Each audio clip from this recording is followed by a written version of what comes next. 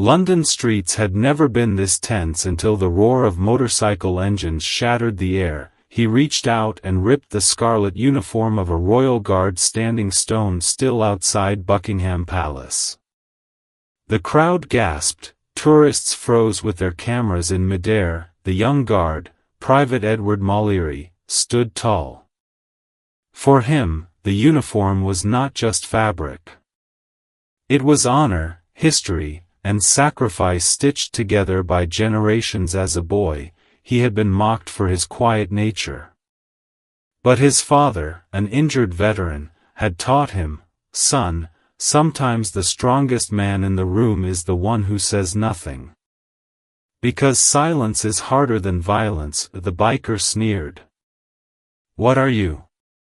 A mannequin in fancy dress?" Then with a swift motion, he shoved the guard's chest.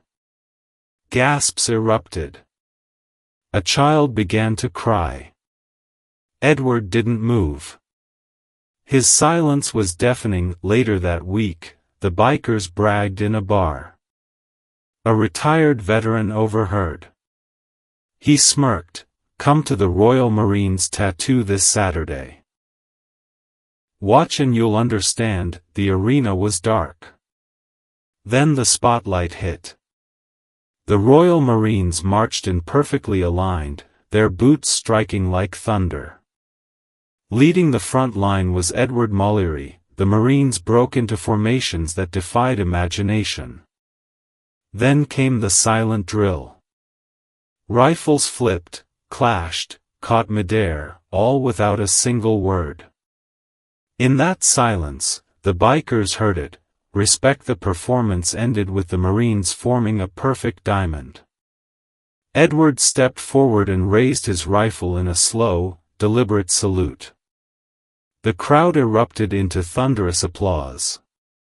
The bikers stood up. Humbled Edward returned home that night, his father waiting at the door in a wheelchair. With glistening eyes he said, "You didn't need to fight them, son. You showed them what a real man looks like." Edward smiled softly, "And if this story touched your heart, if you believe the world needs more respect, more discipline, more silent strength, then don't forget to like, comment, and subscribe."